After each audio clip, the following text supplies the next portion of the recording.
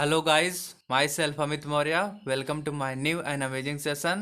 In this session, we are going to learn third chapter of soft skill second motivation skill. Today's lecture our first topic is motivation. Motivation क्या होता है चलिए हम देखते हैं. Motivation is the word derived from the word motive, which means needs, desires, want or drives within the individuals. It is the process of stimulating people to action to accomplish the goals. Motivation is a mental state which allows someone to think positively as well as it pushes out to achieve all they desire. Motivation एक हमारी mental state है जो कि allow करती है someone to think positively. ठीक है. As well as it pushes, वह पुश भी करती है to achieve their goal. Okay. Motivation जो वर्ड है, जो हमारा मोटिवेशन वर्ड है, is derived from the word motive. ठीक है. मोटिव वर्ड से ड्राइव्ड किया गया है विच मीन्स नीड्स, डिजायर हो गया, वांट और drive within the individuals. It is the process of stimulating people to action to accomplish the goal. Okay. Motivation is a mental state. Motivation एक हमारा mental state है which allow someone to think positively as well as it pushes to achieve all they desires. Okay. Our next topic is types of motivation. चलिए हम देखते हैं motivation के कितने types होते हैं. There are two types of motivation. First is intrinsic motivation. You are motivated to do the activity because it is internally rewarding. You choose to do it because it's fun, enjoyable, and satisfying. Your goal comes from within, and the outcome of your goal satisfy your basic physiological needs for autonomy, competence, and relatedness. Intrinsic motivation में हम क्या होते हैं? Internally motivated होते हैं. You are motivated to the activity because it is internally rewarding. Okay. You choose to do it because it's fun, enjoyable and satisfying. Okay. Your goal comes from within, and the outcome of your goal satisfy your basic physiological needs for autonomy, competence, and relatedness. Okay. Our second motivation is extrinsic motivation. First point is you are motivated to do the activity in order to gain an external reward in return. Your goal is focused on an outcome and does not satisfy your basic physiological needs. Rather, it involves external gains such as money, fame, power, and avoiding consequences. Extensive motivation क्या होता है? जिसमें हम कोई चीज़ gain करते हैं externally. जैसे कोई हमारा रिवार्ड हो गया. ठीक है. जैसे हम मान लीजिए मनी पाते हैं, कोई रिवार्ड पाते हैं, कोई सर्टिफिकेट पाते हैं, कोई पावर. ओके. फेम. और हम अपने गोल को अचीव करते हैं तो कोई हमें रिवार्ड मिलता है. ठीक है. जैसे उसके बदले में पैसा मिल गया, मेडल मिल गया. मतलब एक्सटर्नल कुछ आप एक्सटर्नली गेन करते हैं और उससे जो मोटिवेशन आपके अंदर आती है उसे क्या बोलते हैं? हम एक्सट्रिंसिक मोटिवेशन बोलते हैं. Our next topic is sources of motivation. चलिए हम देखते हैं क्या क्या सोर्सेज हैं मोटिवेशन के. There may be lot of source of motivation which can motivate anyone। ऐसी कई सारी सोर्सेज हैं जो कि हमें मोटिवेट कर सकती हैं, ओके, किसी भी पर्सन को।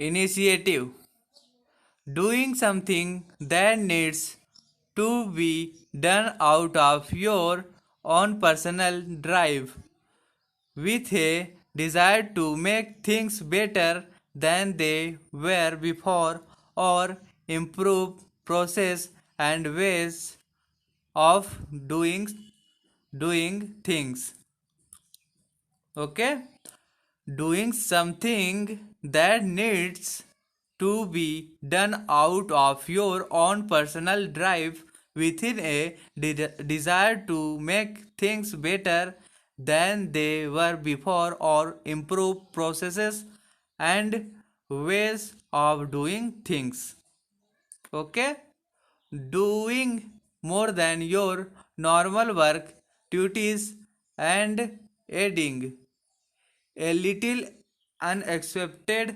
surprises for other at work, being a proactive instead of reactive, thinking ahead and taking action। Initiative का मतलब क्या होता है, जैसे कि हम जो चीज़ पहले कर रहे होते हैं हम अपने आप को और मोटिवेट होकर और उससे बेटर चीज़ें करें, ठीक है।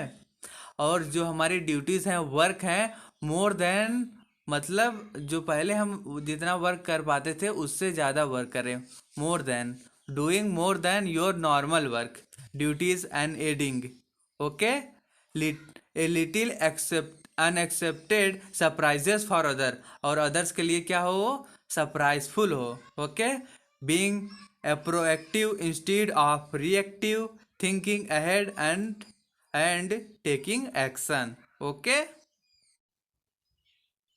our next topic is willingness to work। देखिए, willingness to work क्या होता है।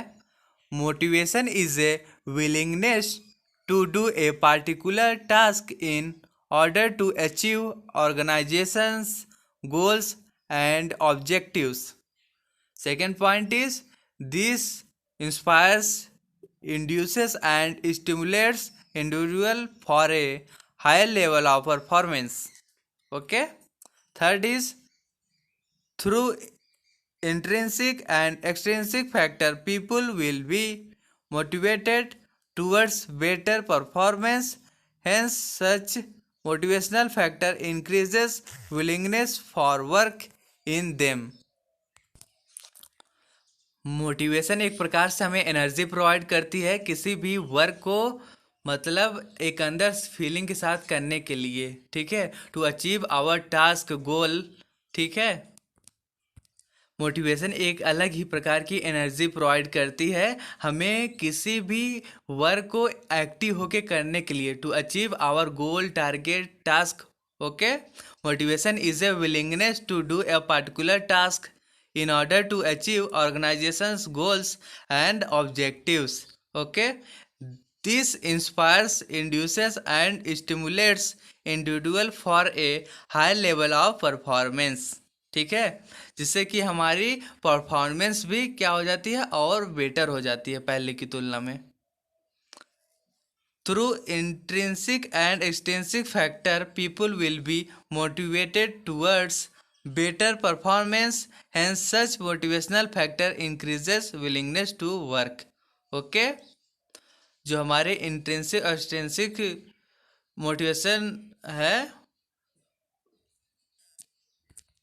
इंक्रीज करता है हमारे willingness for work in them. Extrinsic और intrinsic factor people will be motivated toward better performance, hence such motivational factor increases willingness for work in them। our next topic is eagerness to take on work। eagerness refer to the ability to show a keen interest। eagerness हमारे काम करने के interest को show करता है in a subject or an activity as well as readiness to get involved. Okay, it is one step it is one step above a more interest. Eager people are people who have a strong feeling of enthusiasm to do something until they see that dream or task fulfilled. They never want to give up. It is one step above a more interest. अगर people are people, अगर people वह people होते हैं who have a strong feeling of enthusiasm to do something until they see that dreams or tasks fulfilled. They never want to give up. Okay, देखिए next point is enthusiastic people work with passion. We can tell when someone is enthusiastic about this profession. While at work, they smile. काम करते समय वो smile करें. Often report on time. Time पे पहुँचे, time पे जाएं. They try to correct every mistake. वो अपने मिस्टेक्स को भी सुधारें. Till everything is intact. Work extra hour, हम एक्स्ट्रा हावर्स वर्क भी कर सकें. Anything they think about work, they get excited. Okay, enthusiastic people कौन से पीपल होते हैं? Enthusiastic people work with passion, किसी पैसन के साथ वर्क करते हैं. They can tell when someone is enthusiastic about his profession. While at work they smile, work के समय वह स्माइल करें. Often report on time, time पे पहुँचे, टाइम पे वर्क के बाद जाएं. Try to correct every mistake, सभी मिस्टेक्स को अपने सुधारें. टिल एवरीथिंग इज इंटैक्ट, ठीक है, जब तक सभी चीज़ें सही ना हो जाएं. वर्क एक्स्ट्रा आवर्स, और कुछ एक्स्ट्रा आवर वर्क भी कर सके. Anything they think about work, they get excited. जो भी वह अपने वर्क के प्रति सोचे वह क्या हो, एक एक्साइटेड हो, एक्साइटिंग हो. Okay, our next topic is learning ability. चलिए हम देखते हैं लर्निंग एबिलिटी होती क्या है. Cognitive skills are a determining factor of an individual's learning ability. Cognitive skill are a determining factor. Cognitive skill जो होता है हमारा एक डिटरमाइनिंग फैक्टर होता है of an individual's learning ability. Cognitive skills are mental skills that are used in the process of acquiring knowledge. They are the skills that separate the good learners from the so learners. They are the skill that separates good learners from so learners. Okay, if cognitive skills are strong, learning is fast and easy. If cognitive skills are strong, learning is fast and easy. Learners who focus on learning rather than performance, or who have intrinsic motivation to learn, tend to set goals for themselves and regard increasing their competence to be goal.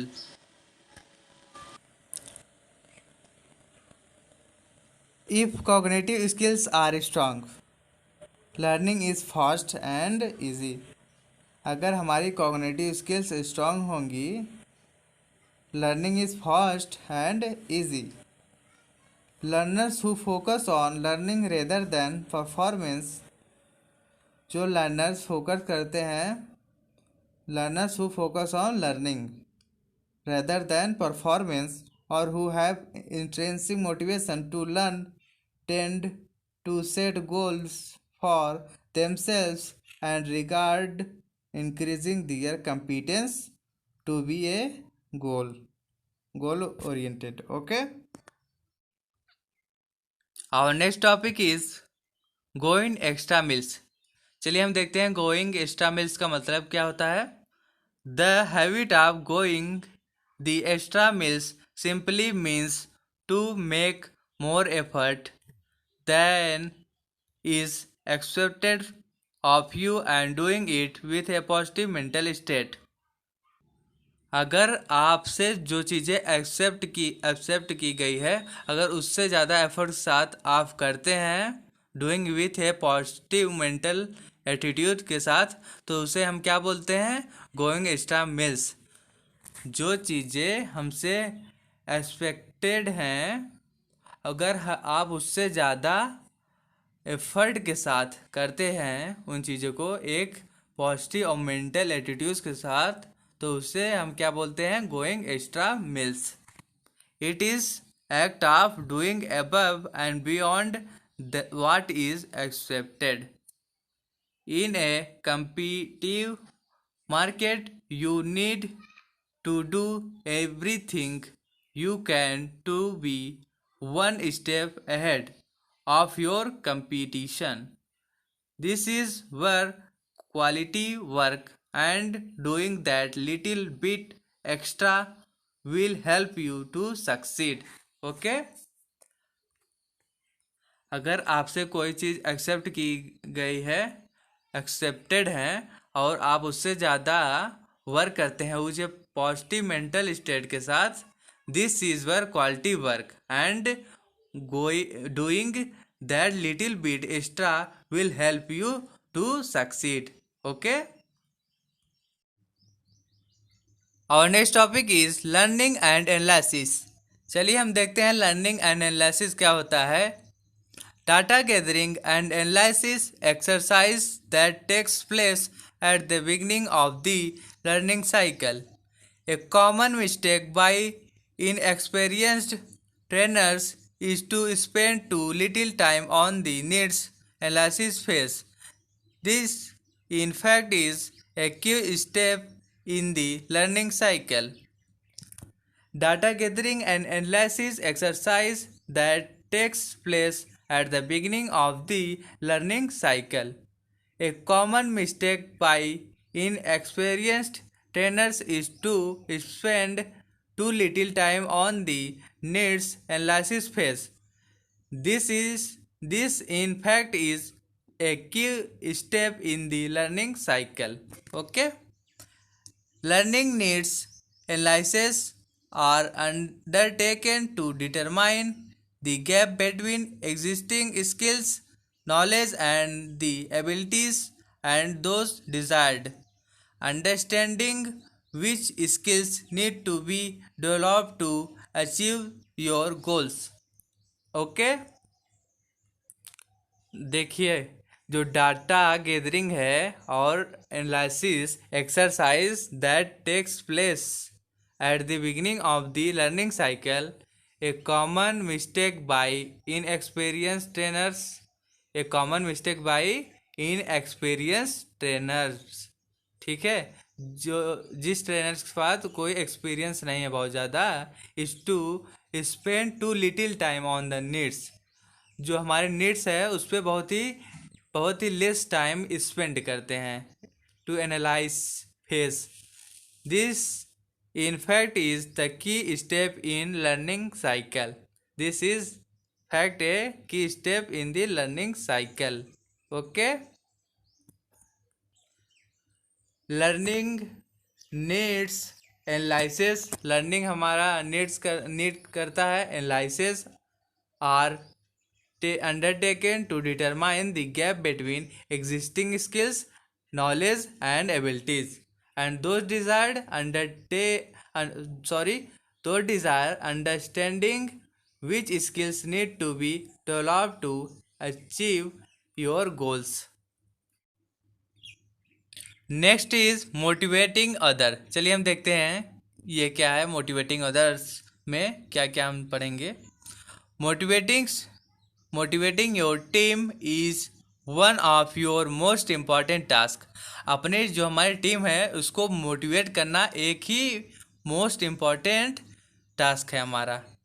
जो हमारी मतलब team है एक organisation की, उसको motivate करके रखना बहुत ही इम्पॉर्टेंट टास्क है। Okay, after all motivation boosts productivity, workplace moral and reduce turnover. Okay, जो हमारा मोटिवेशन है वो हमारे प्रोडक्टिविटी को बूस्ट करता है, work place moral and reduces turnovers.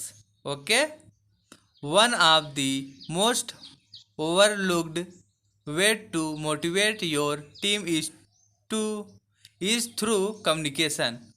One of the most overlooked way to motivate your team is through communication.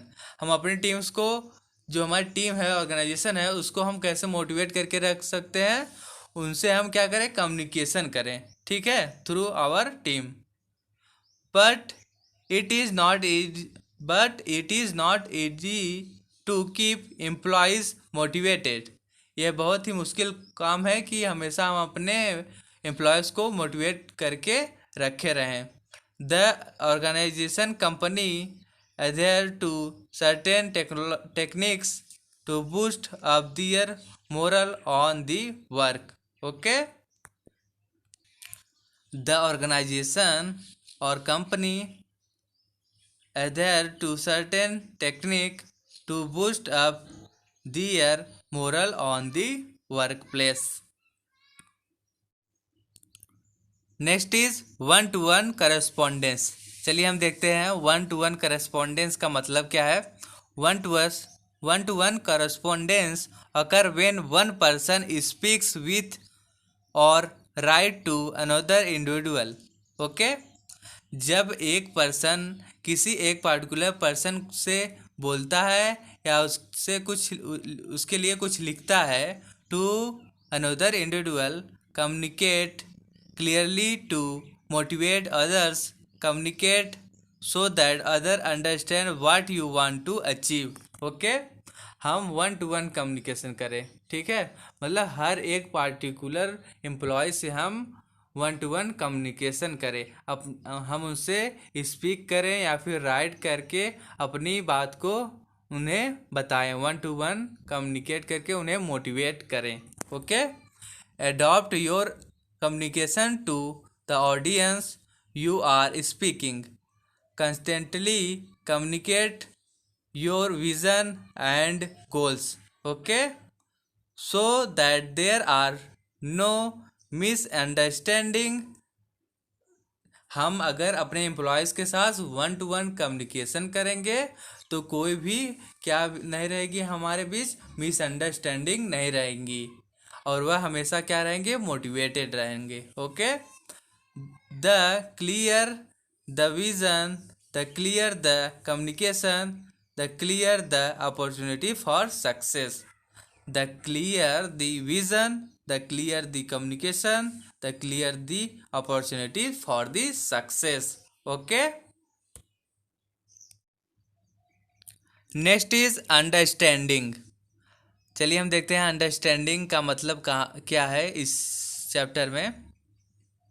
Understanding implies abilities and dispositions with respect to an object of knowledge that are sufficient to support intelligent behavior. When people understand each other feeling emotion, it is very helpful in motivating each other.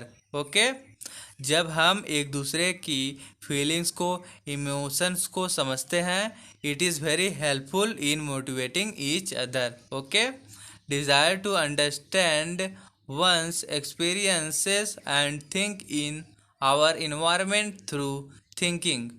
When we find ourselves forced to think on our feet, make snap judgment or use intuition and do not afford the chance to reflect on our experience, we may experience tension and stress. Okay, when we find ourselves forced to think on our feet, make snap judgment or use intuition and do not afford the chance to reflect on our experience. We may experience tension and stress. Next is individual motivation. Motivation individuals rather than the team. According to study, the idea is that what an individual receives for their work has a direct effect on their motivation. When applied to the workplace, it means an individual will generally aim to create a balance between what they give to the organization compared to what they get in return. Okay, मान लीजिए अगर हमारे पास एक organisation है, company है, तो उसमें employees होंगे, तो हमें पूरी ऑर्गेनाइजेशन पूरी ऑर्गेनाइजेशन को साथ में मोटिवेट नहीं करना चाहिए। हर एक पार्टिकुलर पर्सन के साथ हमें कम्युनिकेशन करना चाहिए, पार्टिकुलरली मतलब अलग से, ताकि हम उनसे अपनी बातों को शेयर कर सके, वह अपनी बातों को हमसे शेयर कर सके और वह हमेशा क्या रहे, मोटिवेट हो सके, जिससे कि उनके और हमारे बीच कोई मतलब डाउटफुल चीज़ें ना रहें। ओके, कि हमारे और जो हमारे एम्प्लॉयज़ हैं उनके बीच क्या ना रहे, कोई मिसअंडरस्टैंडिंग ना रहे। ओके, वह हमेशा मोटिवेट होके चीज़ों को वर्क को एक्स्ट्रा मतलब माइल्स के साथ वर्क करें। ओके, जैसे कि हमने पिछले वाली स्लाइडिंग में पढ़ा था, the clear the vision, clear the communication, the clear the opportunity for the success. Okay, the desire to understand one's experience and think in our environment through thinking. When we find ourselves forced to think on our feet, make snap judgment, or use intuition and do not afford the chance to reflect on our experience, we may experience tension and stress. Okay, क्या था, when we find ourselves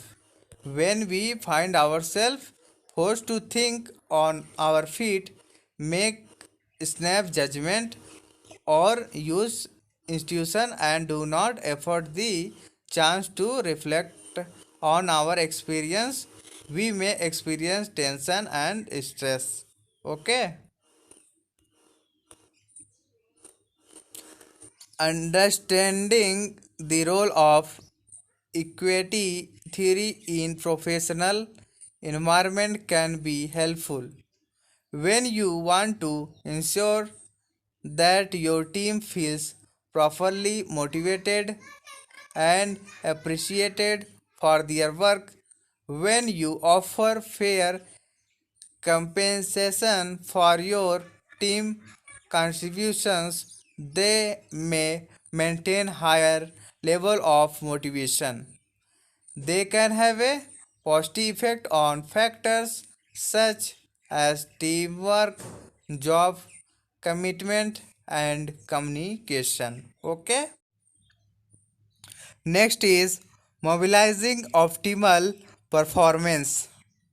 mobilising means क्या होता है, make ready for action और use, और optimal means the best and best performance. Okay, the best and performance एक्स, या फिर बोल सकते हैं हम performed action. Okay, the best you can do must be shown by the moment action. Organise some across training programs. It helps one to find the best output and work accordingly. Once get motivated, it is a result oriented motivation.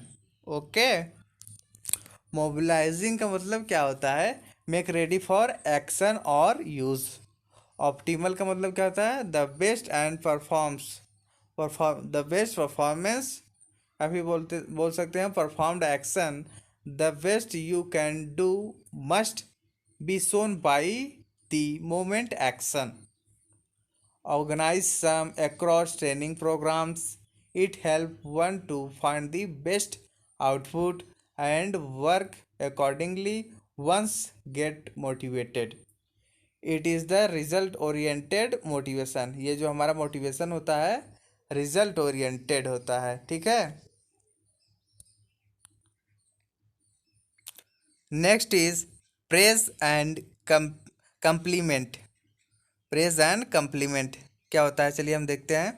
Praise is one of the best and often the simplest way to keep staff motivated. Praise is a one of the best and often the simplest way to keep staff motivated. Okay, however, if you are going to use praise to motivate your stuff, you need to ensure you do it right in order to get the best results from it. Okay, next point is celebrate every success. हमें अपने सभी success को celebrate करना चाहिए। Use small treat to boost morale. Give the praise in writing, praise in public if you have the chance.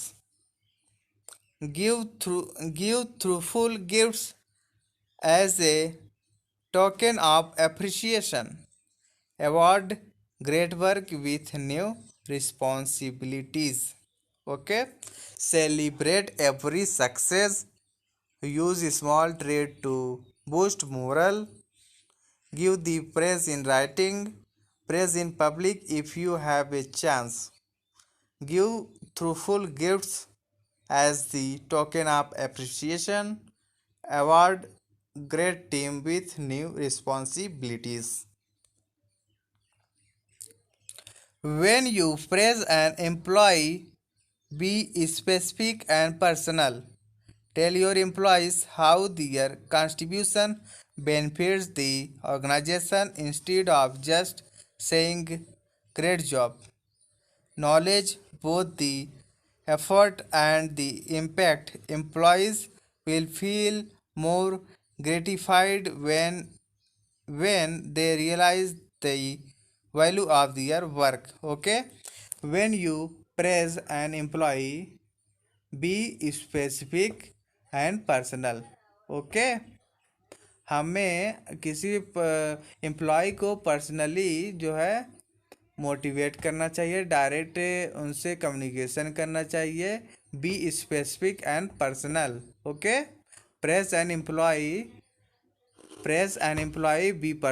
be specific and personal. Tell your employees how their contribution benefit the organization. हमें हर एक employ के contribution को बताना चाहिए कैसे वह benefit कर रहा है हमारे ऑर्गेनाइजेशन के लिए, instead of just saying great job. Okay, knowledge both the effort and the impact.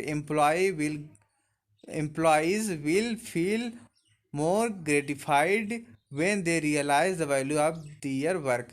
Employ जो होते हैं हमारे वह फील करेंगे gratified when they realise the value of their work. Okay, goal setting for individual employee. Generally planning and setting performance goals top many a company's priority list. As a manager, it's vital that you set specific goals for your team or personal goals that employees need to achieve. When employees have a specific goal to strive towards, it positively impacts their employee performance and motivate them as well. हमें एक particular individual employee के लिए क्या करना चाहिए, गोल को set setting करना चाहिए, सेट करना चाहिए। मतलब हर एक एम्प्लॉय के लिए अलग अलग वर्क को सेट करना चाहिए, ठीक है। Generally planning and setting the performance goal top many companies priority list. Okay, जो बड़ी बड़ी कंपनियां हैं वह अपना गोल बना के चलती है सभी मतलब एम्प्लॉय के लिए, कि इस एम्प्लॉय को ये वर्क को कंप्लीट करना है, दूसरे एम्प्लॉय को ये वर्क कंप्लीट करना है, तो वो अपना गोल सेटिंग करके चलती हैं जो टॉप मोस्ट कंपनियां हैं। As a manager it's vital that you set specific goal for your team. हमें अपने टीम के लिए स्पेसिफिक गोल को बना के रखना चाहिए। As a personal goal that employee need to achieve, जो कि जो हमारा पर्सनल गोल है अचीव करने के लिए वह पार्टिकुलर एम्प्लॉय के लिए सेट करके रखना चाहिए। When employ have specific goal, जब एम्प्लॉय के पास स्पेसिफिक गोल होगा to strive towards it positively impact their employ performance and motivate them as well. Okay, next is individual cultivation of skills. A person who cultivates individual skill to be successful in his personal life as well as in personal life. Focus on skills growth. Take a hard look at each of your team members' skills and work with them one on once they can improve. If you can tie it to a future opportunity they are interested in or an area they are passionate about. Okay, individual cultivation of skill क्या है? A person who cultivates individual skills to be successful. जो person किसी individual skill को cultivate करता है to be a successful in his professional life, वो अपने professional life में सक्सेसफुल हो जाता है as well as in impersonal life, और अपने इम्पर्सनल लाइफ में भी। Okay, focus on skill growth, हमें अपने स्किल ग्रोथ पे ध्यान देना चाहिए। Take a hard look at each of your team member skill, हमें हर एक अपने टीम के हर एक मेंबर के स्किल के ऊपर ध्यान देना चाहिए। Hard look at each of your team member skills and work with them on once they can improve, हमें उन पर वर्क करना चाहिए ताकि वह अपने स्किल को इम्प्रूव कर सकें। If you can tie it to a future opportunity they are interested in or an area they are passionate about. Next is facilitating active involvement. It is a way to make someone's active involvement easy to get motivated. It is a way to make someone active involvement easy to get motivated. The direct participation of workers in planning and continuous improvement by contributing contributing their own ideas and expertise. It's a leadership philosophy where employees have a strong voice in decisions and actions that affect not only their jobs but the whole organization. Involved employees feel a great sense of commitment to the company, which motivates them to give their best effort. Employees' involvement has positive results for both individual workers and the company. Okay? Trust in the working hands. Trust means working with a team of people who understand the goal of their company and their role. Your employees must believe in you and be confident in your decisions so they can do their best. By creating an environment of trust. in the workplace, you make it more likely that employees will be committed to reaching their peak potential. Trust in the working hand. Trust in the working hand का मतलब क्या है? Trust means working with a team of people. हम अपने team के साथ जब work करते हैं, who trust means working with a team of people who understand the goal of their company. जो हमारे कंपनी के एम्प्लॉय हैं, वह अपने कंपनी के गोल्स को समझे। ठीक है। In their roles, your employees must believe in you. आपके जो एम्प्लॉय हैं, आप पे जो कंपनी का ऑनर है उस पर बिलीव करे and be confident in your decision. और जो कंपनी का मालिक डिसीजन लेता है उस पर बिलीव करे। Okay, so they can do their best work. तब जाके वह अपना बेस्ट वर्क दे सकते हैं by creating an environment of trust in work place. Okay, you make it more likely that employees will be committed to reaching their peak potential. Next is way to build trust at workplace. First point is building trust takes hard work. Building trust takes hard work. Being honest and supportive, being an active listener, being consistent performer, resulting the attitude and behavior, building accountability, transparency should be maintained. Okay, building trust takes hard work. Being honest and supportive, being an active listener, being consistent performer, regulating the attitude and behavior, building accountability, transparency should be maintained. Okay, thank you to you all my dear friends.